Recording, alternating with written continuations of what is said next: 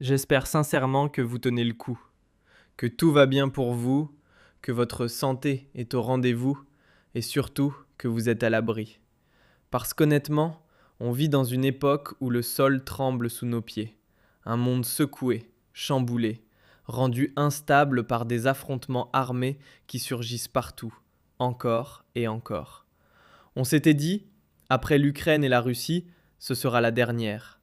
Puis on a cru que l'épisode Israël-Hamas en Palestine marquerait la fin de la série. Et voilà, nouveau chapitre, nouvelle déflagration. Cette fois, ce n'est plus une guerre localisée. Ça déborde, ça s'étend, ça contamine plusieurs pays. L'Iran se retrouve visé par les États-Unis et Israël, et en retour, Téhéran ne se contente pas de répondre à Tel Aviv. Des positions américaines sont également prises pour cible. Et ce n'est pas tout.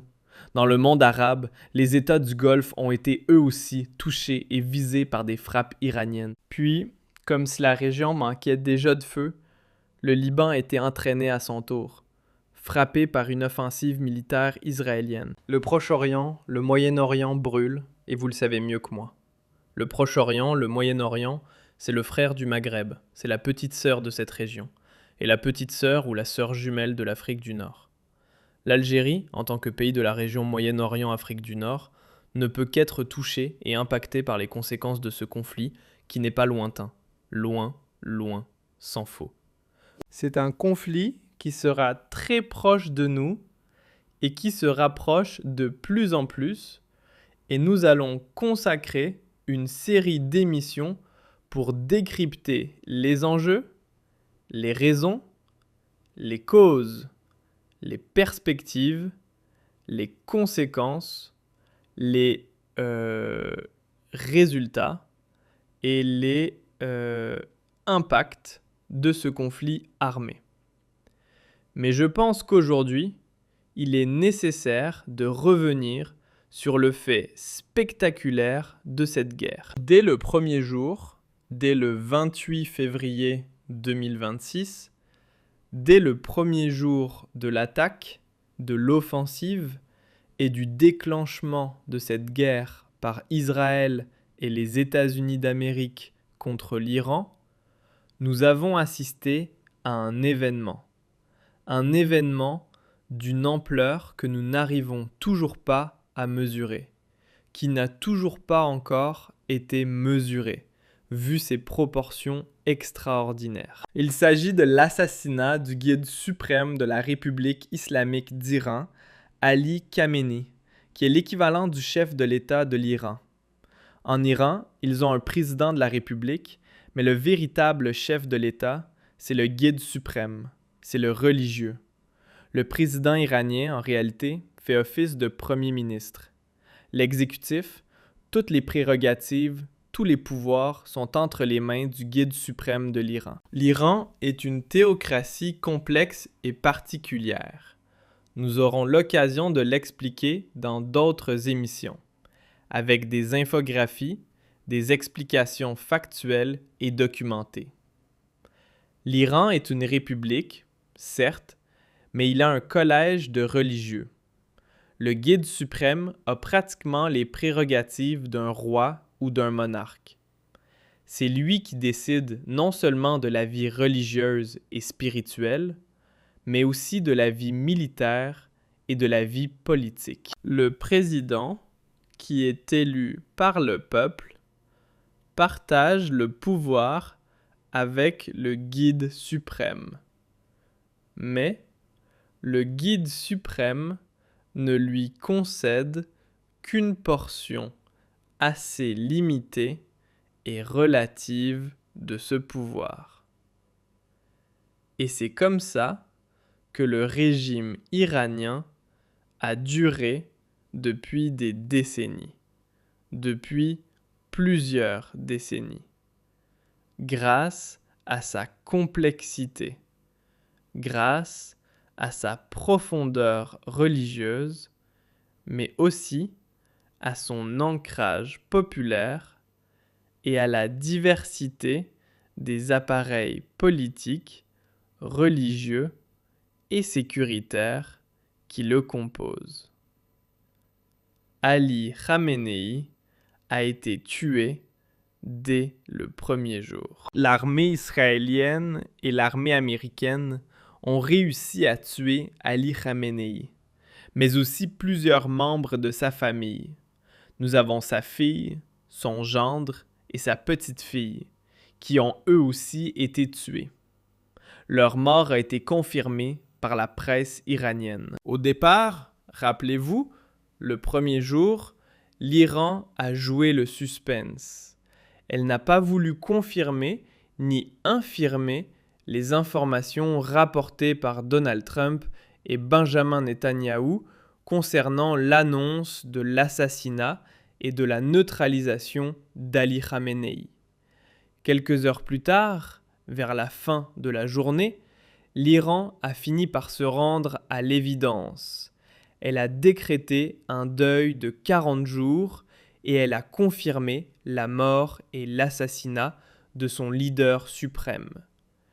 Sa fille donc, toute sa famille a été décimée. D'autres hauts responsables iraniens ont été assassinés. Vous avez par exemple Ali Shamkhani, qui est conseiller du guide suprême et secrétaire du Conseil de la Défense. Vous avez Abdolrahim Moussavi, qui est chef d'état-major des forces armées iraniennes. Vous avez Mohammad Pakpour, qui est le commandant en chef des gardiens de la Révolution, un corps de sécurité, un corps sécuritaire et paramilitaire important et stratégique pour la sécurité et la stabilité de l'Iran. Aziz Nazirzadeh, qui est ministre de la Défense. Le ministre de la Défense iranien. Et Gholam Reza Rezaian, qui est le chef du service de renseignement de la police iranienne. Ça fait beaucoup de monde.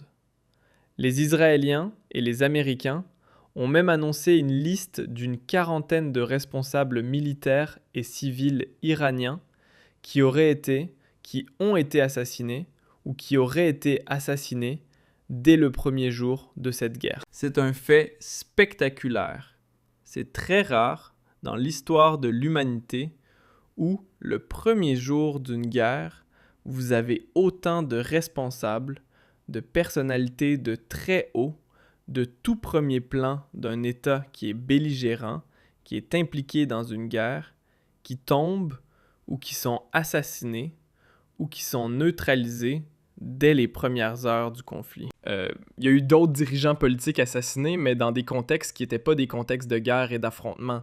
C'était des assassinats politiques, comme Sadat en Égypte en 1981, qui a été assassiné lors d'un défilé militaire par des militaires intégristes qui lui ont reproché, justement son rapprochement avec Israël et l'Occident, parce qu'il a signé la paix avec Israël après la guerre du Kippour. Vous avez, en Israël, ils ont perdu un leader, Yitzhak Rabin, en 1995, qui a été assassiné par un extrémiste juif, par un extrémiste israélien, qui s'était opposé aux accords, qui était opposé aux accords de paix d'Oslo, qui, dans un contexte de conflit avec la Palestine, ces accords de paix, je le rappelle, permettaient l'existence et la création d'un État palestinien indépendant. Donc il y a eu des cas de chefs d'État, de présidents et de leaders de premier plan ou des leaders d'État qui ont été tués lors d'un conflit armé.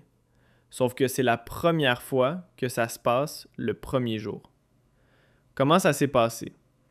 Il faut savoir qu'au cours de sa vie, ce n'était pas n'importe qui. C'était la personne peut-être la plus protégée du monde et la plus discrète et la plus secrète de la planète. Il était la personnalité iranienne la plus protégée. L'État iranien mettait toute sa sécurité, toutes ses forces, et il avait même mis en place un dispositif surréaliste pour protéger Ali Khamenei, âgé de 86 ans. Il vivait retranché, dans des bunkers. Il limitait au strict minimum ses déplacements et ses apparitions publiques. Mais samedi matin, le 28 février 2026, il avait tenu une réunion en dehors de son complexe souterrain. Visiblement, cette décision a été fatale, puisque l'Agence centrale de renseignement et le Mossad, et c'est surtout l'agence centrale de renseignement américaine, disposaient d'informations suffisamment précises pour mener une frappe à cet instant exact. À cet instant exact. Donc il y a eu des révélations qui ont été faites par la presse américaine, notamment dans certains titres de la presse américaine spécialisés dans les questions militaires et les questions de défense nationale. Et on a pu retracer un petit peu le fil conducteur des événements qui ont conduit les États-Unis d'Amérique à parvenir à tuer le guide suprême iranien. Alors, selon les révélations qui ont été faites par la presse américaine, d'abord, depuis samedi, les États-Unis d'Amérique ont commencé par une série de frappes aériennes menées conjointement avec Israël. Plusieurs sites militaires ont été privilégiés. La campagne militaire a visé, dès le départ, comme objectif, de décapiter le régime iranien en s'en prenant à Khamenei. Après 35 ans à la tête de la République islamique, c'était le leader suprême, le cœur battant du pouvoir iranien, le cerveau du pouvoir iranien. Selon la chaîne de télévision israélienne, 30 bombes ont été larguées samedi sur le complexe résidentiel du guide suprême, où il se trouvait sous terre, mais probablement pas dans son propre bunker. C'est-à-dire qu'il avait changé. Comme on l'a expliqué, ce n'était pas dans un bunker, c'est dans un complexe résidentiel où il a été identifié, et 30 bombes auraient été larguées. Le corps d'Ali Khamenei a été retiré des décombres. Une photo même avait été prise par les services américains et israéliens. Cette photo a été présentée au Premier ministre israélien, Benjamin Netanyahou, et ensuite au président américain Donald Trump, pour prouver que l'opération a été une réussite totale et que la cible a été touchée et neutralisée. Le grand journal américain, le New York Times, nous a appris plus tard, dans les heures qui ont suivi cet assassinat, juste 24 heures après cet assassinat, cette opération spectaculaire. Je dis bien, c'est bluffant quand même, vraiment bluffant. Le premier jour d'une guerre, vous avez le leader suprême d'un pays belligérant qui a été assassiné. C'est vraiment très rare dans l'histoire de l'humanité. Alors, selon le New York Times, l'agence centrale de renseignement américaine avait appris qu'Ali Khamenei devait participer à une réunion de haut niveau samedi matin à Téhéran. Elle avait l'heure exacte, elle avait la localisation exacte de la tenue de cette réunion. L'agence de renseignement américaine a pisté le guide iranien. Elle le pistait depuis plusieurs mois et elle avait même acquis une certaine confiance quant au lieu de sa résidence. Donc, quant au lieu de ses résidences. Parce qu'il a plusieurs résidences, elle avait toutes les informations les plus précises sur ses habitudes, y compris ce qu'il mangeait, ce qu'il buvait, comment il dormait. Donc, l'agence centrale de renseignement a appris qu'une réunion de hauts responsables devait avoir lieu samedi matin dans un complexe immobilier appartenant aux autorités iraniennes au cœur de Téhéran. Plus important encore, l'agence centrale de renseignement a appris que le guide suprême devait être sur place, rapporte le quotidien américain le New York Times. Selon cette source, les services de renseignement américains ont ensuite partagé cette information avec le Mossad, le service secret israélien. Les mêmes sources proches de l'opération, citées par le New York Times, indiquent que les États-Unis et Israël ont ajusté la chronologie de leur attaque pour exploiter ce renseignement, ce qui a permis l'élimination du dirigeant de la République islamique d'Iran. Initialement prévu la nuit, le plan a été modifié. La frappe a été délivrée à 9h40 exactement, heure locale, par des missiles à longue portée aéroportés sans que leur nom ne soit précisé. On ne sait même pas quels sont les missiles, les types de missiles qui ont été utilisés par les Américains et les Israéliens pour assassiner, pour neutraliser. Ça s'est passé à 9h40. L'opération devait avoir lieu la nuit. Ils ont changé la date ou l'heure exacte du lancement de l'opération. Certainement, ils suivaient les mouvements d'Ali Khamenei et des dernières informations leur sont parvenues, au Mossad, ce qui a permis d'ajuster la frappe et de garantir sa précision. Donc dimanche matin, la mort d'Ali Khamenei a été confirmée. Les gardiens de la révolution et les instances de l'État du régime iranien ont réagi avec beaucoup de stupéfaction. Ils étaient choqués, ils étaient bouleversés. Ils ne s'attendaient pas à ce que, le premier jour, leur leader suprême soit assassiné. Ils pensaient avoir pris toutes les mesures nécessaires et toutes les précautions pour le protéger. L'Iran a donc promis un châtiment sévère aux responsables de l'attaque. J'espère sincèrement que vous tenez le coup, que tout va bien pour vous, que votre santé est au rendez-vous et surtout que vous êtes à l'abri. Parce qu'honnêtement, on vit dans une époque où le sol tremble sous nos pieds, un monde secoué, chamboulé, rendu instable par des affrontements armés qui surgissent partout, encore et encore. On s'était dit, après l'Ukraine et la Russie, ce sera la dernière. Puis on a cru que l'épisode Israël-Hamas en Palestine marquerait la fin de la série. Et voilà, nouveau chapitre, nouvelle déflagration. Cette fois, ce n'est plus une guerre localisée. Ça déborde, ça s'étend, ça contamine plusieurs pays. L'Iran se retrouve visé par les États-Unis et Israël, et en retour, Téhéran ne se contente pas de répondre à Tel Aviv. Des positions américaines sont également prises pour cible. Et ce n'est pas tout. Dans le monde arabe, les États du Golfe ont été eux aussi touchés et visés par des frappes iraniennes. Puis, j'espère sincèrement que vous tenez le coup, que tout va bien pour vous, que votre santé est au rendez-vous et surtout que vous êtes à l'abri. Parce qu'honnêtement, on vit dans une époque où le sol tremble sous nos pieds, un monde secoué, chamboulé, rendu instable par des affrontements armés qui surgissent partout, encore et encore. On s'était dit, après l'Ukraine et la Russie, ce sera la dernière. Puis on a cru que l'épisode Israël-Hamas en Palestine marquerait la fin de la série. Et voilà, nouveau chapitre, nouvelle déflagration. Cette fois, ce n'est plus une guerre localisée. Ça déborde, ça s'étend, ça contamine plusieurs pays. L'Iran se retrouve visé par les États-Unis et Israël, et en retour, Téhéran ne se contente pas de répondre à Tel Aviv. Des positions américaines sont également prises pour cible. Et ce n'est pas tout.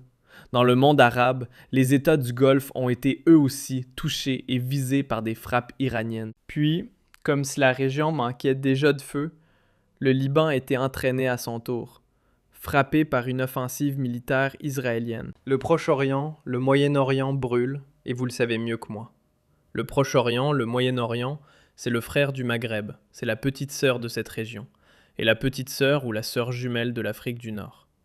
L'Algérie, en tant que pays de la région Moyen-Orient-Afrique du Nord, ne peut qu'être touchée et impactée par les conséquences de ce conflit qui n'est pas lointain. Loin, loin, sans faux. C'est un conflit qui sera très proche de nous et qui se rapproche de plus en plus, et nous allons consacrer une série d'émissions pour décrypter les enjeux, les raisons, les causes, les perspectives, les conséquences, les résultats et les impacts de ce conflit armé. Mais je pense qu'aujourd'hui, il est nécessaire de revenir sur le fait spectaculaire de cette guerre. Dès le premier jour, dès le 28 février 2026, dès le premier jour de l'attaque, de l'offensive et du déclenchement de cette guerre par Israël et les États-Unis d'Amérique contre l'Iran, nous avons assisté à un événement d'une ampleur que nous n'arrivons toujours pas à mesurer, qui n'a toujours pas encore été mesuré, vu ses proportions extraordinaires. Il s'agit de l'assassinat du guide suprême de la République islamique d'Iran, Ali Khamenei, qui est l'équivalent du chef de l'État de l'Iran. En Iran, ils ont un président de la République, mais le véritable chef de l'État, c'est le guide suprême, c'est le religieux. Le président iranien, en réalité, fait office de premier ministre. L'exécutif, toutes les prérogatives, tous les pouvoirs sont entre les mains du guide suprême de l'Iran. L'Iran est une théocratie complexe et particulière. Nous aurons l'occasion de l'expliquer dans d'autres émissions, avec des infographies, des explications factuelles et documentées. L'Iran est une république, certes, mais il a un collège de religieux. Le guide suprême a pratiquement les prérogatives d'un roi ou d'un monarque. C'est lui qui décide non seulement de la vie religieuse et spirituelle, mais aussi de la vie militaire et de la vie politique. Le président, qui est élu par le peuple, partage le pouvoir avec le guide suprême. Mais le guide suprême ne lui concède qu'une portion assez limitée et relative de ce pouvoir. Et c'est comme ça que le régime iranien a duré depuis des décennies, depuis plusieurs décennies, grâce à sa complexité, grâce à sa profondeur religieuse, mais aussi à son ancrage populaire et à la diversité des appareils politiques, religieux et sécuritaires qui le composent. Ali Khamenei a été tué dès le premier jour. L'armée israélienne et l'armée américaine ont réussi à tuer Ali Khamenei, mais aussi plusieurs membres de sa famille. Nous avons sa fille, son gendre et sa petite-fille, qui ont eux aussi été tués. Leur mort a été confirmée par la presse iranienne. Au départ, rappelez-vous, le premier jour, l'Iran a joué le suspense. Elle n'a pas voulu confirmer ni infirmer les informations rapportées par Donald Trump et Benjamin Netanyahou concernant l'annonce de l'assassinat et de la neutralisation d'Ali Khamenei. Quelques heures plus tard, vers la fin de la journée, l'Iran a fini par se rendre à l'évidence. Elle a décrété un deuil de 40 jours et elle a confirmé la mort et l'assassinat de son leader suprême. Sa fille donc, toute sa famille a été décimée. D'autres hauts responsables iraniens ont été assassinés. Vous avez par exemple Ali Shamkhani, qui est conseiller du guide suprême et secrétaire du Conseil de la Défense. Vous avez Abdolrahim Moussavi, qui est chef d'état-major des forces armées iraniennes. Vous avez Mohammad Pakpour, qui est le commandant en chef des gardiens de la Révolution, un corps de sécurité, un corps sécuritaire et paramilitaire important et stratégique pour la sécurité et la stabilité de l'Iran. Aziz Nazirzadeh, qui est ministre de la Défense, le ministre de la Défense iranien, et Gholam Reza Rezaian, qui est le chef du service de renseignement de la police iranienne. Ça fait beaucoup de monde. Les Israéliens et les Américains ont même annoncé une liste d'une quarantaine de responsables militaires et civils iraniens qui ont été assassinés ou qui auraient été assassinés dès le premier jour de cette guerre. C'est un fait spectaculaire. C'est très rare dans l'histoire de l'humanité où, le premier jour d'une guerre, vous avez autant de responsables, de personnalités de très haut, de tout premier plan d'un État qui est belligérant, qui est impliqué dans une guerre, qui tombent ou qui sont assassinés ou qui sont neutralisés dès les premières heures du conflit. Il y a eu d'autres dirigeants politiques assassinés, mais dans des contextes qui n'étaient pas des contextes de guerre et d'affrontement. C'était des assassinats politiques, comme Sadat en Égypte en 1981, qui a été assassiné lors d'un défilé militaire par des militaires intégristes qui lui ont reproché, pardonnez-moi, justement son rapprochement avec Israël et l'Occident, parce qu'il a signé la paix avec Israël après la guerre du Kippour. Vous avez, en Israël, ils ont perdu un leader, Yitzhak Rabin, en 1995, qui a été assassiné par un extrémiste juif, par un extrémiste israélien, qui s'était opposé aux accords, qui était opposé aux accords de paix d'Oslo, qui, dans un contexte de conflit avec la Palestine, ces accords de paix, je le rappelle, permettaient l'existence et la création d'un État palestinien indépendant. Donc il y a eu des cas de chefs d'État, de présidents et de leaders de premier plan ou des leaders d'État qui ont été tués lors d'un conflit armé. Sauf que c'est la première fois que ça se passe le premier jour. Comment ça s'est passé? Il faut savoir qu'au cours de sa vie, ce n'était pas n'importe qui.